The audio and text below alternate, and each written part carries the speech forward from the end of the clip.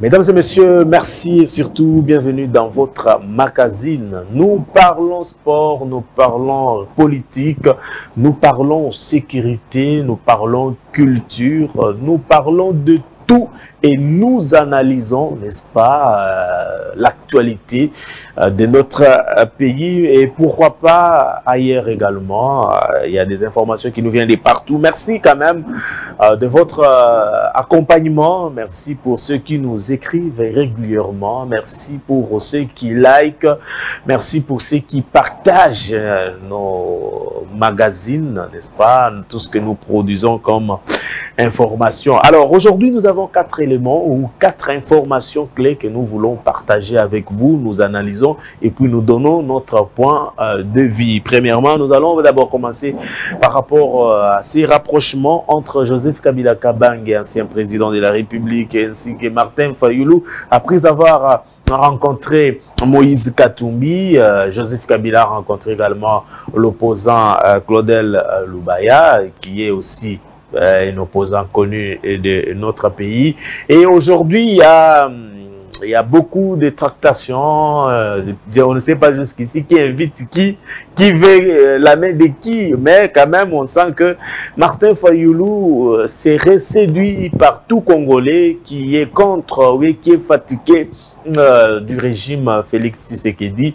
Et il l'a dit, vous avez suivi les proches de Martin Fayulu, les leaders de la plateforme Lamuka, vous avez suivi Prince Epengé qui dit que Martin Fayulu n'a pas de problème, n'est-ce pas, pour rencontrer tout Congolais qui pense que les régimes ou le pouvoir de Tshisekedi n'a pas résolu les problèmes des Congolais. Donc, nous allons en parler. Le deuxième point, c'est les cabinets de Madame Souminoa. Qu'est-ce qui bloque jusqu'aujourd'hui, 7 mois après? S'il vous plaît, 7 mois après, le cabinet de Madame Souminoa n'a pas été nommé jusque-là. Or, c'est la première décision que tout Premier ministre doit prendre quand il est investi, quand il est installé. Tout Premier ministre nomme d'abord son cabinet parce que c'est son cabinet qui l'éclaire sur certaines décisions à prendre. Vous voyez maintenant, aujourd'hui on se pose maintenant la question, Madame Souminoa travaille comment? Si votre cabinet, vous avez 7 mois investi, nommé par l'ordonnance, qui bloque la sortie de son cabinet? Et ceux qu'on a suivi, bon, on va y revenir, et puis les derniers points, c'est la situation sécuritaire de notre pays avec cette opération lancée récemment par nos FARDC, Carte Pillard. Donc, cette opération Carte Pillard 2, donc, qui est une opération que nos FARDC et nos forces armées de la République sont en train de démener pour récupérer toutes les localités sous contrôle de l'ennemi. Donc, ils sont déterminés et nous l'avons dit hier ici que nous sommes prêts à nous accompagner. Nous sommes là pour accompagner. Parce que quand on dit prêt, c'est-à-dire on n'accompagne pas. Donc, nous sommes là pour accompagner notre armée. Je rappelle à l'opposition, je rappelle au pouvoir en place que l'armée n'a pas de couleur. Donc nous soutenons, moi je soutiens mon armée. Je soutiens notre armée, c'est notre armée. Ce n'est pas l'armée de Félix Tshisekedi, ce n'est pas l'armée des opposants, c'est l'armée congolaise. Donc nous avons l'intérêt quand on dort, Seigneur protège notre armée. Parce que c'est elle qui garde nos frontières, c'est elle qui nous protège contre toutes les agressions, toutes les attaques. Donc, c'est un peu ça. Et puis, la mort de notre légende Edingwe, nous présentons d'abord nos sincères condoléances à la famille biologique et pourquoi pas à tout Congolais qui a aimé les sports, notre catch congolais, notre catch africain avec tout ce qu'il y avait comme émotion, démonstration. Nous présentons nos sincères condoléances à la famille. Edingo est mort au Maroc, où il était interné pour des soins appropriés. Malheureusement, pour lui, il a perdu ou bien il a perdu les combats face à la vie. Nous présentons sa mémoire restera, c'est une icône de notre sport, surtout les catch congolais. On a vu les Congolais qui aimaient Dingwe, qui l'accompagnaient, plairait pour sa mort. Nous disons merci à notre Seigneur parce que tout Congo revient de ce qu'il aime. Et puis, nous présentons nos condoléances. Alors, le rapprochement entre Martin Fayulu et Joseph Kabila, les couleurs semblent déjà être annoncées parce que vous avez suivi avec moi Prince Epengue qui est un proche de Martin Fayulu, dire que Martin Fayulu est prêt pour rencontrer tout Congolais qui a l'envie, qui cherche à tout prix, n'est-ce pas, qui est fatigué du pouvoir en place, qui a... Il y a quelque chose qui me venait en esprit, mais l'opposition vient de se réveiller enfin. Est-ce que l'opposition dormait? L'opposition que le président de la République a qualifié de l'opposition. Opposition et a pété aujourd'hui. L'opposition se consolide, l'opposition s'élève pour dire non à toute initiative allant dans le sens de changer ou modifier notre constitution. Alors, moi, selon moi, ça c'est mon analyse personnelle, je pense que l'opposition ne dormait pas pratiquement. Hein. L'opposition observait le pouvoir. L'opposition notait les faiblesses du pouvoir. L'opposition était en train de chercher les arguments. Et aujourd'hui, l'IDPS au pouvoir. Et aujourd'hui, moi, j'étais en train de dire et réfléchir aussi. Pendant que l'opposition est en train de se consolider, l'opposition est en train de s'ériger, est en train de monter, de se préparer. Pendant ce temps-là, qu'est-ce que le pouvoir fait?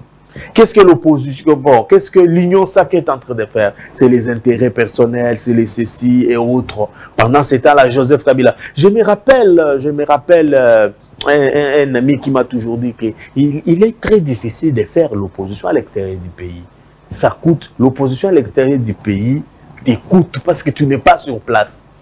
L'opposition à l'extérieur du pays, le Etienne Tshisekedi avait au moins la masse à l'extérieur. Hein. Quand il pouvait mener ces deux fronts, il y avait une masse à l'interne et une masse à l'extérieur.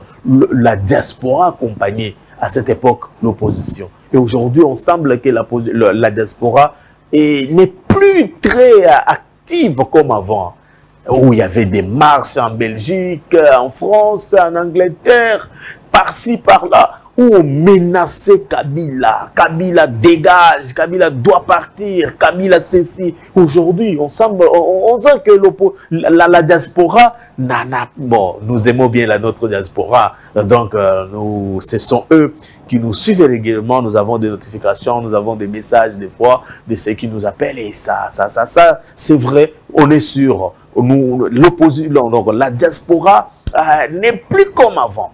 La diaspora d'Etienne Tshisekedi, l'espérance de l'imiter. Quand il part, il annonce qu'il est en Belgique, vous sentez qu'il y a des réunions, qu'il y a des ceci. Mais qu'est-ce que Katoumi saura, franchement, mener une opposition extérieure?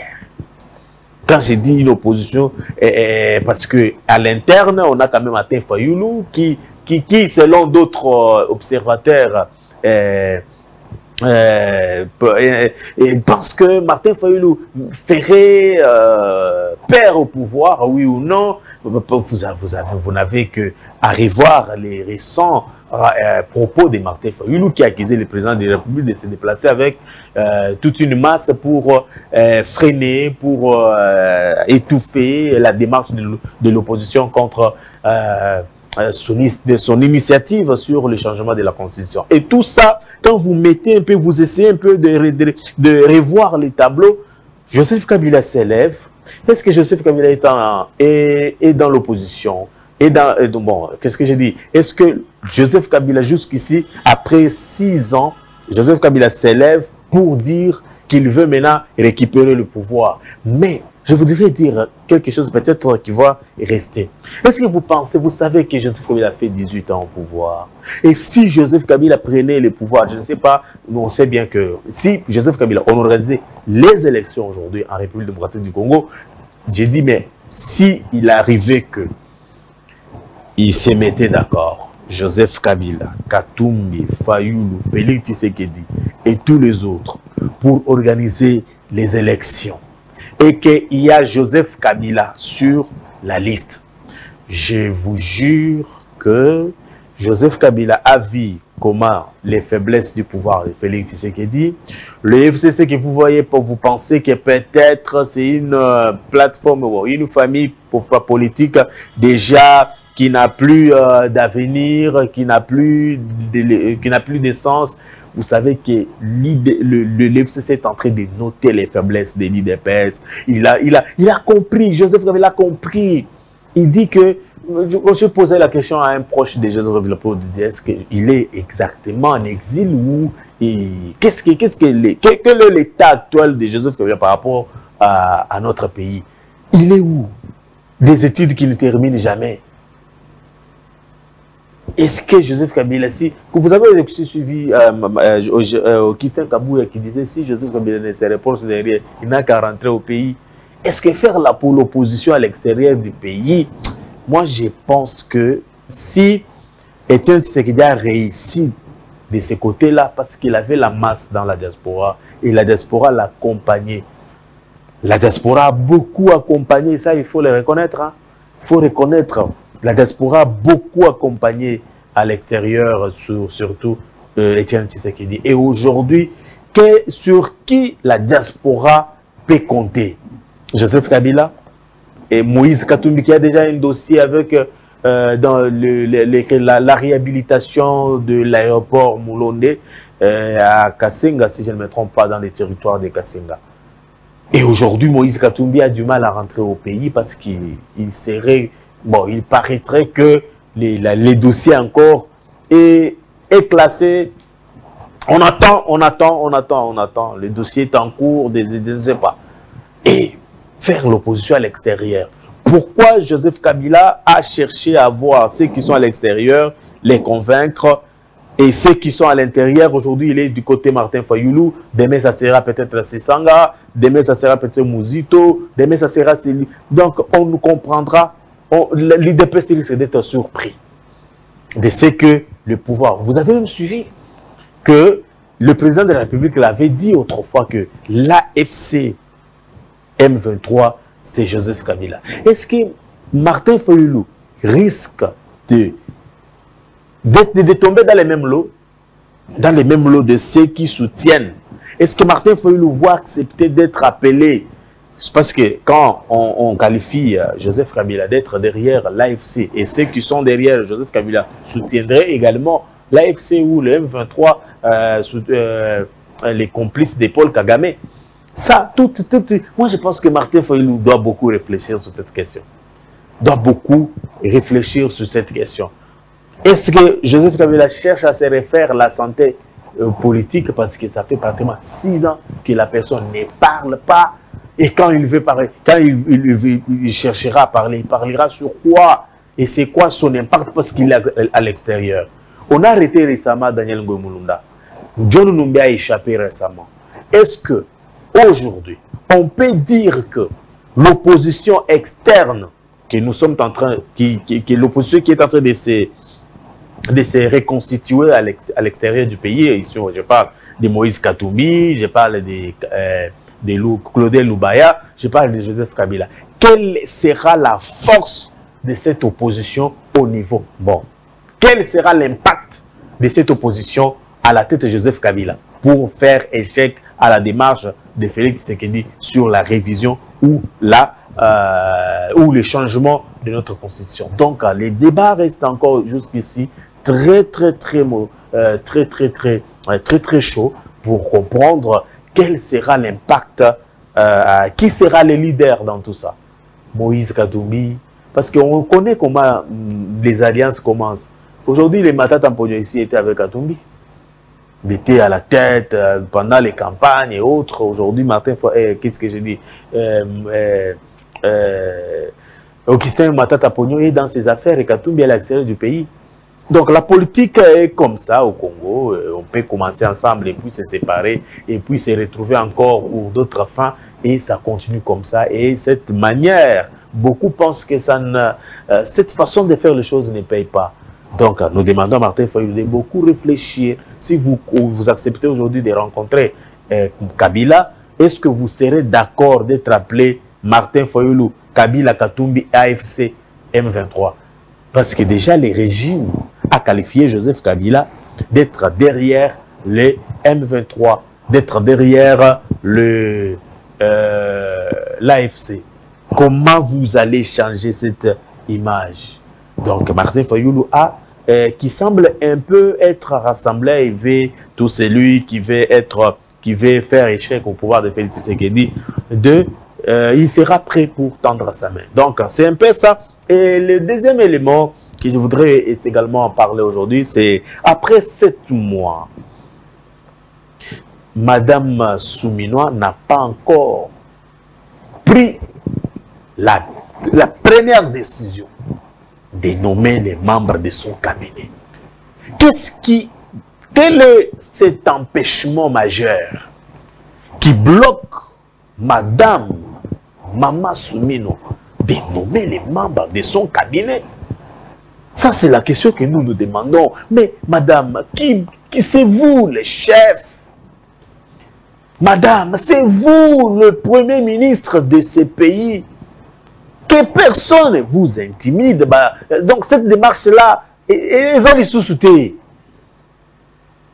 Parce que c'est les membres de son cabinet, les conseillers de ceci, qui peuvent vous éclairer sur les dossiers interdépartementaux. Et ceux qui sont, je suis certainement sûr qu'il y a des gens qui vous aident des fois, ils ont quel statut? Parce que jusqu'ici, aucune décision. Et vous avez même, c'est la même situation dans beaucoup de ministères. Il n'y a pas de cabinet. Quand vous appelez, non, jusque là, il y a ceci. Et comment vous travaillez? Votre cabinet a donné, récemment, a demandé à ceux qui ont eu à travailler, avec Sama Lukonde de rester à la maison jusqu'à tel point, vous allez peut-être les rappeler. Mais ça fait autant de jours, autant de semaines, 7 mois après, madame. Depuis votre nomination, qu'est-ce qui se passe pour mettre en place? Ça, c'est là. Quand on te nomme, oh, tu es ministre, mais tu te poses déjà la question, je vais travailler, conseiller tel. Mais publiez le cabinet. Publiez les membres de votre équipe, madame. Qu'est-ce qui vous bloque? Quel est cet empêchement majeur qui bloque madame Souminois Nzambalo là pour qu'il mette en place un cabinet? C'est compliqué, on ne sait pas qui dirige maintenant. Vous avez la confiance du chef, maman. Vous ne pouvez pas suivre les caprices de ces unions sacrées ou oh non. Travaillez avec la personne que vous trouvez compétente. Travaillez avec la personne que vous trouvez intelligente. C'est le plus important. Alors, nous ne savons pas. Dites-nous qu'est-ce qui bloque. Nous-t'en proposer Batou. Peut-être Batou Bazate. Nous-t'en proposer Batou. Tu es intelligent. Tu es Il y a des gens intelligents dans ces pays. Mais pourquoi ça bloque? C'est autour des intérêts, qui doit faire quoi, tout ça. On a même appris qu'il y avait des listes déjà données pour certains ministères. Donc ça c'est un désordre qu'on ne peut pas justifier. S'il vous plaît, maman, travaillez comme il se doit. Nous avons besoin de l'impact de votre... Nous, on a cru en vous. Hein. On a cru en vous. Vous êtes vraiment, maman, qui doit apporter, imprimer une nouvelle image de notre pays et puis dans tous les secteurs. On vous fait confiance, mais sortez votre cabinet. On connaît des histoires qui se passent, que personne ne vous intimide. Il y a pratiquement bientôt une année sans gouvernement, qu'est-ce que j'ai dit? Sans membres, sans votre cabinet. Et ceux qui travaillent, ils travaillent par quelle magie?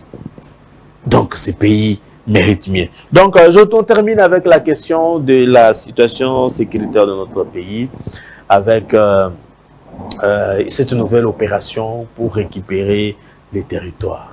Babiloko wana va cesser les faits, ça nous distrait. Président de la République, Félix Tshisekedi, s'il vous plaît. Ces histoires de oh non, dialogue, oh ceci, oui, mais on frappe. On doit s'imposer. On doit frapper, on doit récupérer. C'est nous qui perdons. Il y a les morts, c'est sur notre sol. Il y a des ceci, des pillages de nos richesses, c'est sur notre sol. Pendant ce temps-là, c'est les faits. Pendant ce temps-là, oh, ceci, des rapports en rapport, ou des rapports de l'ONU. Mais donc, mais il n'y a aucune sanction jusqu'ici à l'endroit de Paul Kagame et son gouvernement. Avec tout ce qu'il y a comme rapport ici, nous on pensait que quand nous rapport, s'il vous plaît, chère communauté internationale, nous sommes fatigués de vos communiqués. Et j'ai salué récemment ici la prière et les messages de l'évêque Évariste Ejiba, qui dit tout pays qui soutient le Rwanda et que son ambassadeur est sur le sol congolais doit réfléchir deux fois. Parce que bientôt là, donc le peuple doit se prendre en charge. Tous féliciter, avant Nassim Sato, féliciter beaucoup FARDC, Mapinga et Abisso. Donc nos militaires qui se battent jour et nuit sous les drapeaux. Toza Simanabino, Mozabino Mokote, Banamboka. Toza Simanabino, nous vous soutenons dans nos prières, dans tout ce que nous vous défendons à tous les niveaux. Nous avons une très bonne armée. Et la volonté du président de la République, on a compris qu'il est en train de soutenir, de mettre tous les moyens pour que notre armée récupère. Et cette opération de récupération de nos territoires occupés par l'ennemi, je pense que c'est déjà fini pour le Rwanda.